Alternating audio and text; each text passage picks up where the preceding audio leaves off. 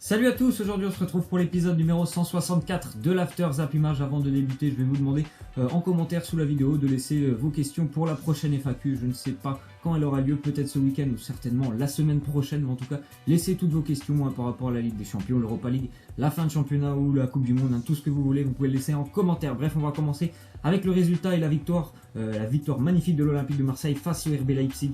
L'OM se qualifie grâce à une victoire 5-2 au match retour. Pourtant, le match avait très mal commencé pour l'Olympique de Marseille qui avait encaissé un but au bout de 1 minute grâce à Jeffrey Bruma. Après, les Marseillais sont très vite revenus dans la partie grâce à un CSC, plus un but de Bounassar, Thauvin qui marque aussi juste avant la mi-temps, 38e. Payet pour le 4-2 et Sakai à la 94e sur un but où il n'y avait plus de gardien du côté du RB Leipzig. En tout cas, magnifique victoire et qualification pour l'OM qui se qualifie donc pour les demi-finales. Ils ont sorti un très gros match, les Olympiens. On a bien vu dès l'entame de match qu'ils étaient surmotivés et le fait d'encaisser le but au bout de 2 minutes de jeu, ça n'a pas du tout altéré les envies marseillaises d'aller jusqu'au bout chercher cette qualification. Ensuite, on voit que ça faisait 14 ans que l'OM n'avait plus connu une demi-finale de Coupe d'Europe, donc il me semble que c'était Coupe Intertoto pour l'OM face au Deportivo La Corogne. Je m'en souviens encore de cette Coupe Intertoto, donc 14 ans pour l'OM sans demi-finale de Coupe d'Europe. Voilà, ils sont de retour, on va dire, au plus haut niveau européen. Bon, c'est pas la Ligue des Champions, mais quand même pour l'OM, ça fait plaisir de les revoir aussi loin dans une compétition européenne. On a vu un stade Vélodrome qui était vraiment en furie hier. Le stade Vélodrome, c'était magnifique. D'ailleurs, le RB Leipzig qui s'est fait éliminer. Ils ont laissé un petit commentaire sur, je crois c'est sur Twitter, ils ont dit tout simplement merci à Marseille de nous avoir fait vivre une soirée européenne aussi incroyable alors qu'ils viennent quand même de prendre 5-2.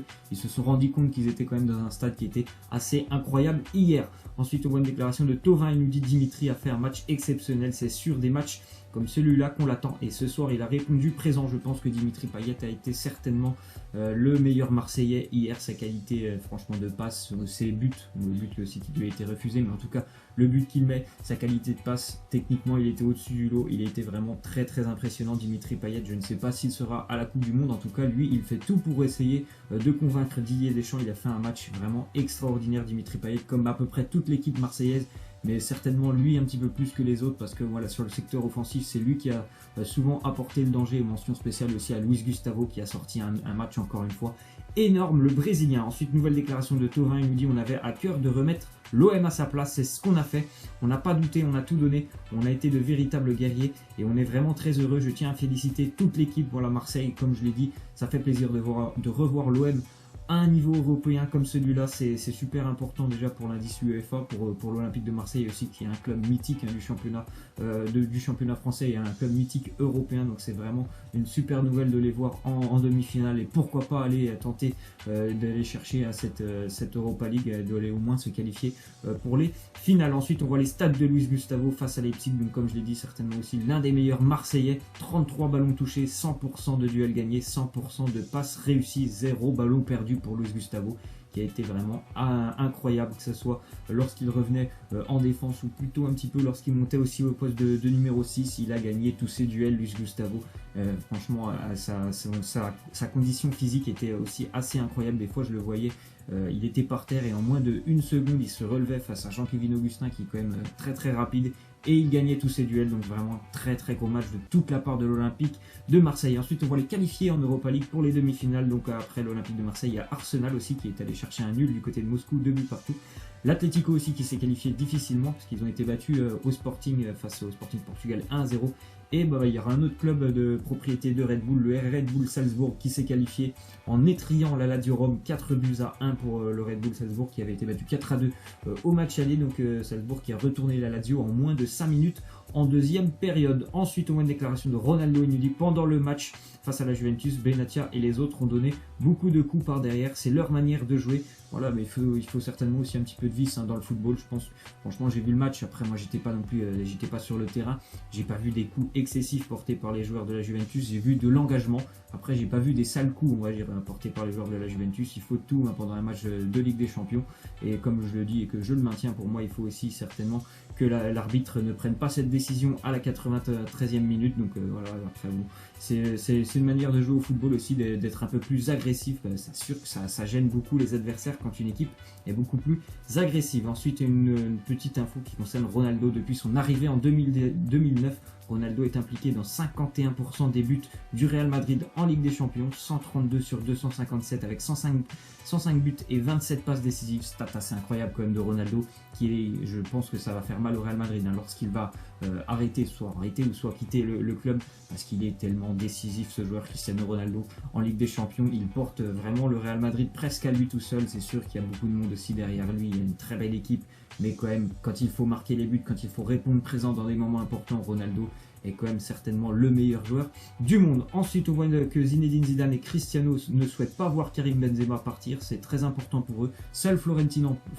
Pérez, le président du Real Madrid, serait ouvert à un départ.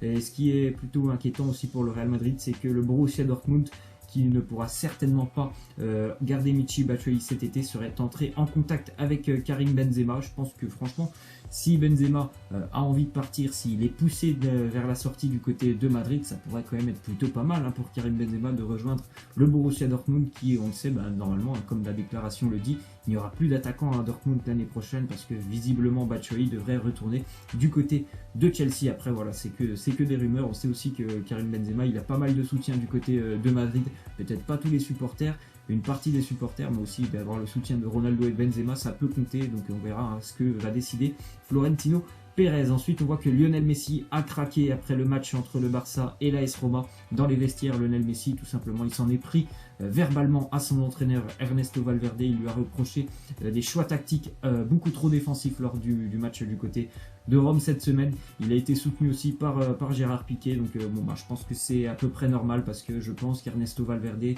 est aussi la personne qui fait perdre le Barça sur ce match. Il n'a pas eu les choix justes, notamment lorsque la Roma a marqué le deuxième but. Il aurait dû, je pense, tenter. Il a voulu déjà, ils sont allés dans l'optique de ce déplacement, ils sont allés dans l'optique de conserver le résultat.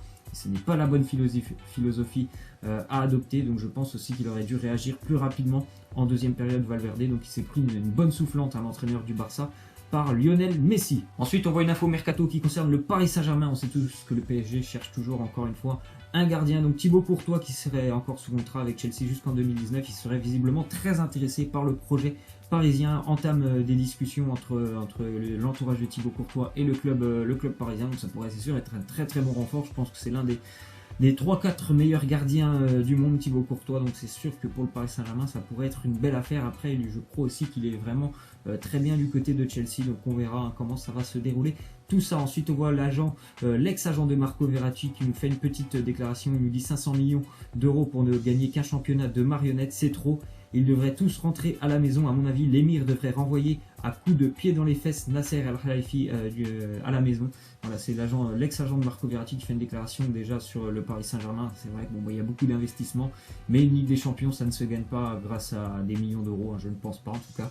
Sinon, Manchester City aurait déjà remporté la Ligue des Champions depuis de nombreuses années. Voilà, il faut travailler pour le Paris Saint-Germain, continuer de bâtir une équipe pour les prochaines saisons. Après, je pense que Nasser, il met tout en œuvre, en tout cas pour que le Paris Saint-Germain devienne un grand d'Europe. Ça n'a pas marché cette année, peut-être pour l'année prochaine. Ensuite, on voit la déclaration de Thiago Motta. Il nous dit bien sûr, on a beaucoup de respect pour Monaco, mais on jouera chez nous et on pourra redevenir champion de France contre le champion en titre. C'est intéressant pour nous et surtout pour les supporters qui vont venir nous soutenir. C'est vrai que c'est le choc de cette journée de Ligue 1. Le PSG reçoit Monaco, les deux derniers champions de Ligue 1. Ça sera dimanche soir. Le PSG, en cas de victoire, ils seront sacrés champions. Donc ça serait vraiment une passation de pouvoir entre l'ex-champion et le nouveau. Je pense que Paris sera extrêmement motivé d'aller chercher ce titre devant ses supporters. Le match en Coupe de la Ligue il y a 3 semaines ou 2 semaines, c'était 3-0 pour Paris. Je pense que Paris est largement supérieur à Monaco et il y aura certainement une motivation maximale pour les Parisiens dimanche. Ensuite, on voit une déclaration de Jürgen Klopp. Il nous dit: je sais que Salah se sent très bien ici et il sait que notre style de jeu lui va parfaitement bien, donc je ne suis pas inquiet quant à un éventuel transfert cet été. Je pense aussi que Mohamed Salah va rester du côté de Liverpool. Déjà, c'est seulement sa première année. Et comme le dit Klopp, je pense que le système de jeu lui convient parfaitement. Ce système basé aussi sur des contre-attaques assez rapides, un pressing incessant qui permet aux Reds de souvent récupérer la balle très très haute. Donc je pense vraiment que Liverpool est l'équipe qui convient actuellement à Mohamed Salah et qu'il devrait rester pour la saison prochaine. Ensuite, on voit que Niko Kovac, l'entraîneur de l'Eintracht Francfort, devrait être nommé nouvel entraîneur du Bayern Munich l'année prochaine. Donc c'est un entraîneur quand même assez jeune, il a très peu d'expérience. Il a entraîné seulement la Croatie. Et puis cette année, il est quand même l'entraîneur de Francfort. Francfort qui est très bien classé en Bundesliga, donc un entraîneur prometteur, mais qui n'a pas vraiment de grandes références aussi sur le plan européen. Ensuite, on voit que la Ligue de football professionnel annule le huis clos infligé au Havre pour la réception d'Ajaccio demain. Donc le Havre qui devait jouer à huis clos, mais étant donné le triste décès du jeune joueur du Havre la semaine dernière, la LFP a annoncé quand même que le Havre pourrait, on va dire, lui rendre hommage avec un stade qui sera certainement garni demain. Ensuite, on va terminer donc avec la question de fin. Donc vous voyez ces 4 images de cette semaine, les 4 matchs qui est assez incroyable qu'il y a eu cette semaine. Donc pour vous, quel match a été le plus incroyable? C'est vrai qu'on a vécu une semaine de football assez riche en émotions, assez intense. J'ai pas souvenir, moi qui suis quand même le football depuis de nombreuses années, d'avoir vu sur une même semaine européenne des matchs aussi incroyables avec des retournements de situation, des buts magnifiques. Donc pour moi, c'est quand même le match de l'AS Roma qui m'a impressionné. Je n'y croyais pas vraiment. Je peux citer aussi le match du Real Madrid qui était quand même assez incroyable avec ce 0-3 plus le moment dramatique. C'est quand même un dramatique, il y a eu tout dans ce match. Il y a eu du beau football et plus ce moment dramatique à la 93e minute, mais j'ai quand même été assez incroyablement surpris de la performance de l'AS Roma. Donc laissez-moi en commentaire quel match vous a le plus impressionné cette semaine. Voilà, c'est la fin de cet After Rap. J'espère que ça vous aura plu. N'hésitez pas à lâcher des likes, à vous abonner. Moi je vous laisse et je vous dis à la prochaine. Ciao!